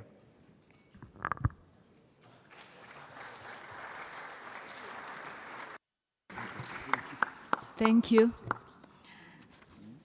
I now give the floor to the delegate of Mexico, and I invite the delegate of San Marino to come to the rostrum. Presidente, director general, delegadas y delegados, señores y señoras. Otro mundo es posible para la salud y para la paz. Pero para construirlo es preciso reconocer que en este propósito encontramos como barrera estructural fundamental un sistema económico que ha concentrado la riqueza, que ha degradado nuestros ecosistemas y que ha protegido los intereses comerciales sobre los intereses de la salud. El neoliberalismo, como doctrina y como sistema, se ha justificado con el dogma de que el sector privado es invariablemente más eficiente que el público y que es deber de los gobiernos nacionales limitarse a regular e intervenir solo para compensar las llamadas fallas del mercado. Los efectos negativos de este modelo son enormes. En las últimas 4 décadas se han exacerbado y perpetrado las desigualdades sociales al interior de los Estados miembros, las regiones y el mundo. Este escenario funesto conduce, entre otros, a la precarización de las relaciones laborales, la degradación de los ecosistemas, el desmantelamiento de los sistemas de bienestar, a la inseguridad alimentaria, al incremento de la violencia y a la erosión de la riqueza cultural. Consecuentemente, se ha deteriorado la salud de nuestros pueblos. El Gobierno de México impulsa la transformación de la vida pública orientado por 2 principios fundamentales: la aspiración de eliminar la corrupción estructural y el empeño de separar al poder público del poder económico para promover, proteger y defender el interés público. En este contexto hemos avanzado en la transformación del Sistema Nacional de Salud y la atención de los determinantes sociales de la salud. La pandemia de COVID-19 nos ha dejado 3 lecciones fundamentales. Primera, que la enorme carga de enfermedades crónicas no transmisibles resultantes de los estilos de vida individuales y colectivos que propició el neoliberalismo son el mayor factor de riesgo asociado con el COVID grave. Segundo, que para garantizar comunidades resistentes a los embates agudos de emergencias sanitarias, debemos cerrar las enormes brechas de desigualdad sociales y económicas. Tercero, que los sistemas públicos de salud, de cobertura universal y gratuitos son indispensables para garantizar el bienestar social. Mejorar la salud no depende tanto de decisiones personales como de modificar factores estructurales. Debemos generar condiciones y capacidades para movilizar y empoderar a las comunidades, gestionar en su beneficio los recursos naturales para reparar y proteger los ecosistemas, desarrollar capacidades sociales para enfrentar futuras emergencias sanitarias. En la agenda de salud global y local hay pendientes obvios. Para avanzar en su cumplimiento, debemos denunciar y enfrentar con firmeza la interferencia de empresas multinacionales, productoras de alimentos y bebidas procesadas, motor de las enfermedades crónicas que resultan en unas pandemias, y transformar nuestros sistemas agroalimentarios para lograr que sean socialmente justos, saludables y ambientalmente sostenibles. Debemos pronunciarnos firme y claramente en contra de las acciones de un poderoso puñado de compañías que atentan contra la práctica de la lactancia materna y promueven sus productos violando flagrantemente el código de comercialización de sucedáneos de la leche materna con campañas de publicidad engañosa, particularmente dirigida a países y comunidades pobres. Necesitamos luchar decididamente contra la adicción al tabaco y el alcohol, inducida y estimulada por una industria que sistemáticamente corrompe los esfuerzos de regulación y control de los gobiernos y renueva tácticas para reclutar a menores de edad mediante productos nuevos y emergentes, como los vapeadores y los cigarrillos electrónicos. Sigamos trabajando con una visión de una sola salud, venciendo resistencias de los sectores productivos, pues la pandemia de COVID-19 ha demostrado, una vez más, que las enfermedades infecciosas emergentes, mayoritariamente de origen zoonótico, surgen por la erosión de los ecosistemas silvestres. Ampliemos aceleradamente las capacidades para mitigar, atender y rehabilitar la salud mental eliminando los estigmas y la discriminación desde una perspectiva de inclusión, derechos humanos y mediante la atención primaria de la salud. México está a disposición de la Organización Mundial de la Salud y de la comunidad global para compartir sus experiencias, retos y logros con el mejor ánimo de construir puentes de solidaridad y colaboración que nos ayuden a lograr estas metas comunes en beneficio de nuestros pueblos. Pero si no somos capaces de acciones concretas en este sentido, no tendremos paz para la salud y tampoco salud para la paz. Gracias.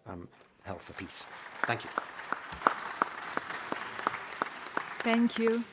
I now give the floor to the delegate of San Marino, and I invite the delegate of Finland to come to the rostrum.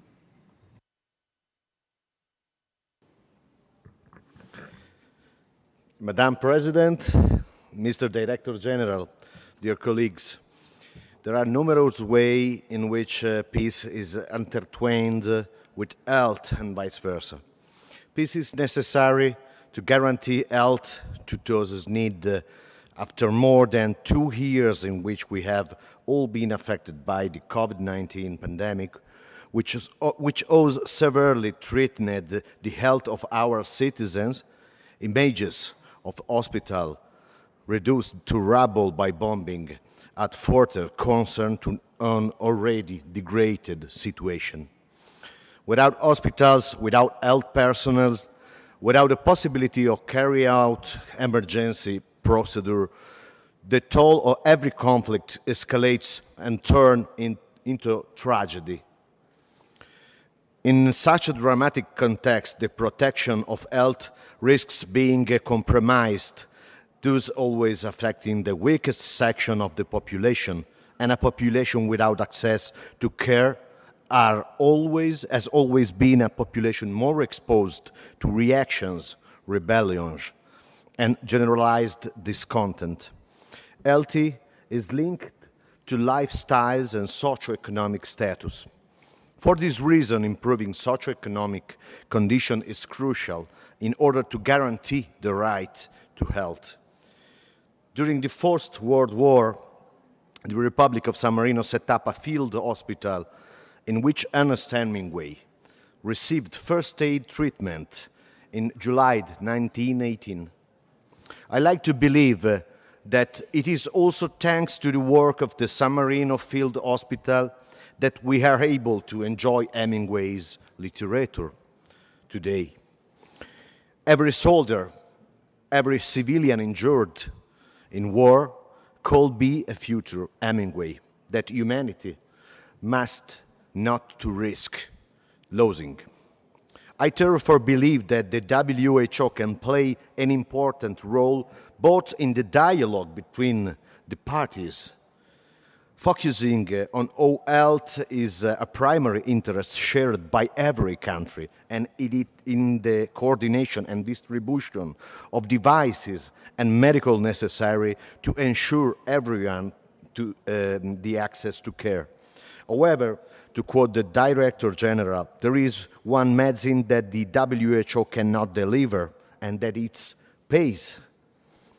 To obtain it, dear colleagues, we can only count on our common will to truly embark on a path towards dialogue and international.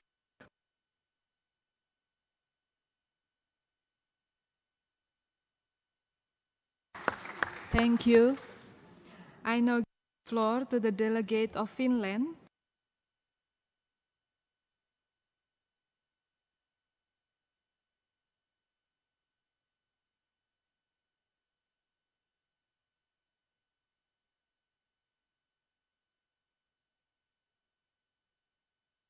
Statement of the EU and its member states. Finland condemns in the strongest possible terms Russia's war of aggression against Ukraine, which grossly violates international law and the UN Charter.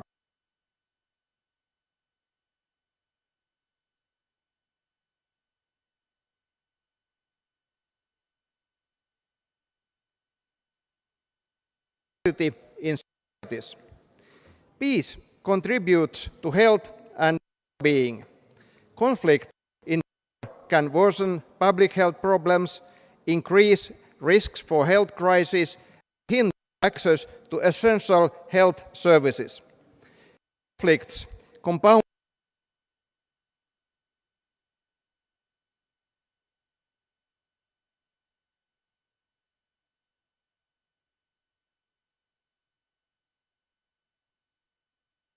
humanitarian development peace nexus and the achievement of the Sustainable Development Goals.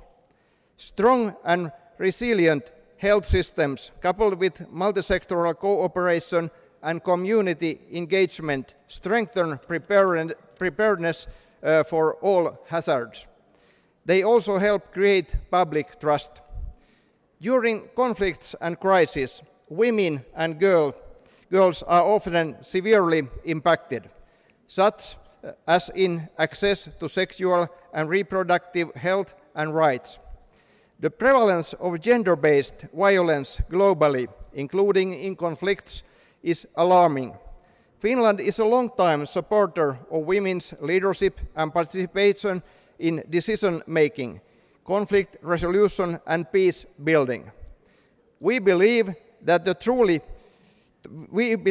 truly promote health for peace, we must put people at the center of policy and application. In an economy of well-being, investments in health promotion, education, social protection and innovation contribute to sustainable recovery, peace building and social cohesion. It is important to acknowledge the essential role of health in the society. The notion of health for peace and security, recognized in 1946 in the WHO's constitution, remains highly relevant still today. Thank you.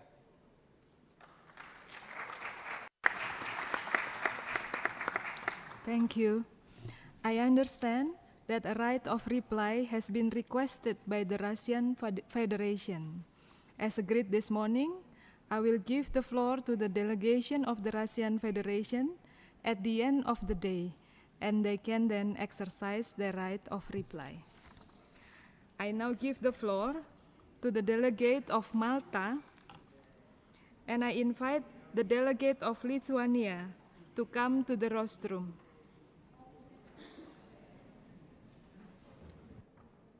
Thank you, President. Dr. Tedros, Susanna, Regional Directors, good afternoon.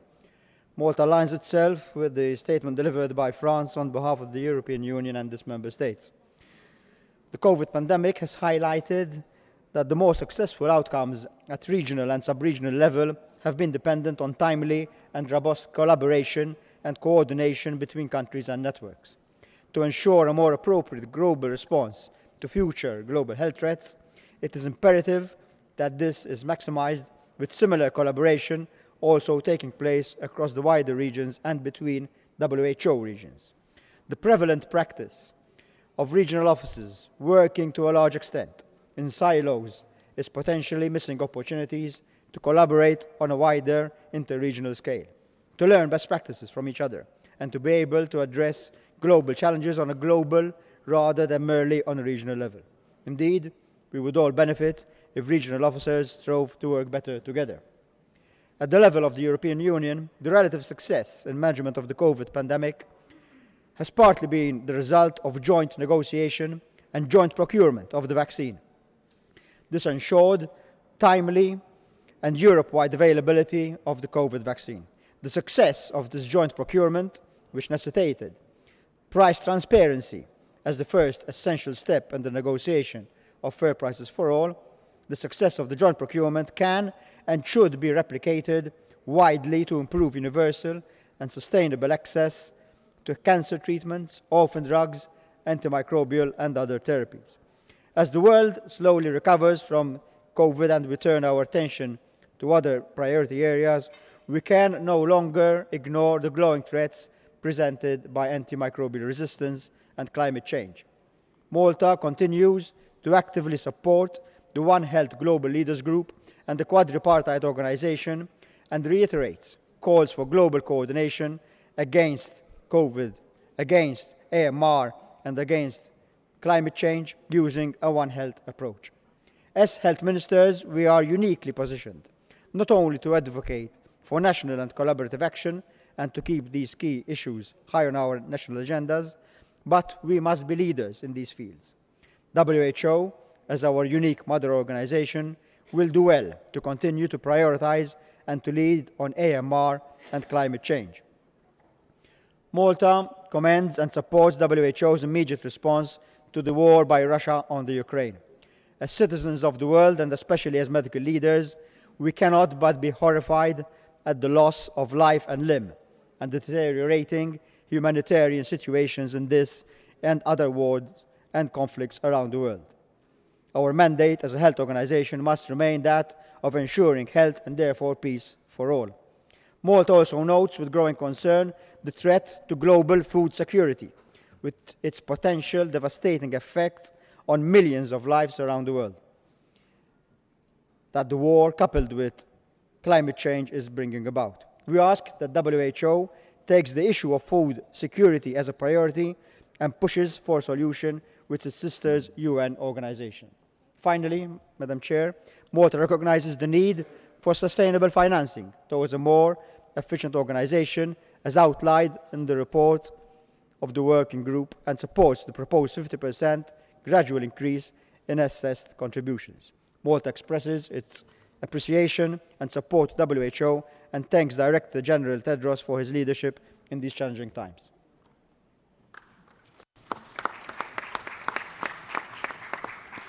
Thank you. I now give the floor to the delegate of Lithuania, and I invite the delegate of Netherlands to come to the rostrum.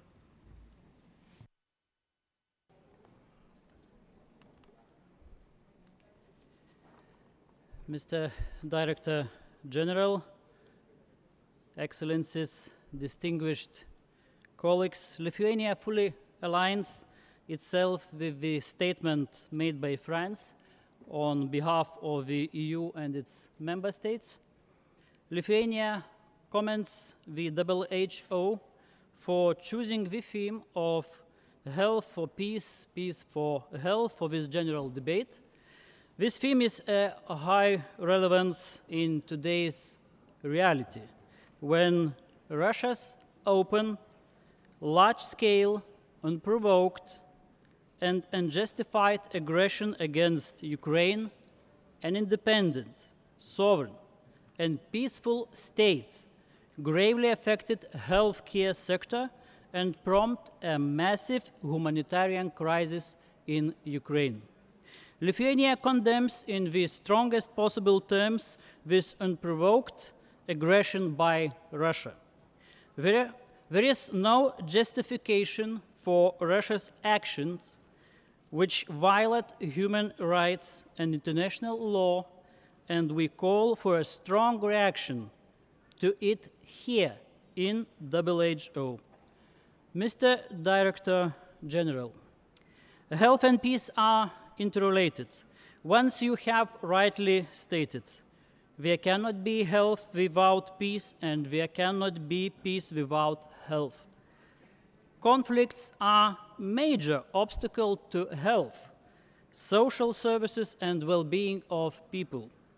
Ensuring health and well-being of all people is at the core of the WHO's mandate and commitment in all situations, including humanitarian crises and conflicts. Health must remain a priority pillar. Health professionals must be protected so they can perform their duties.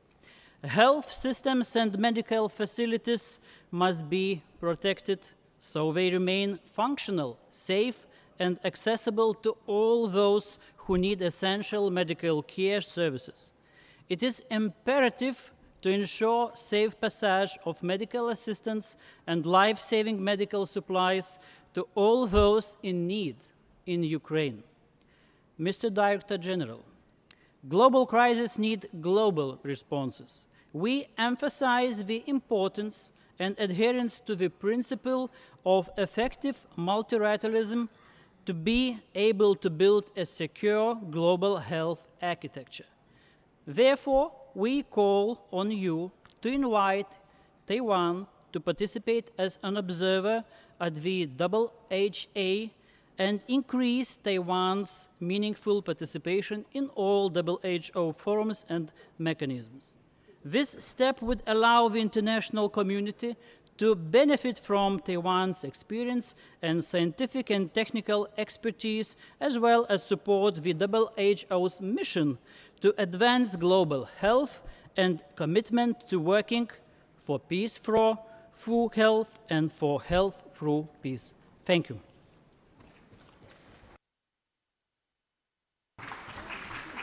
Thank you.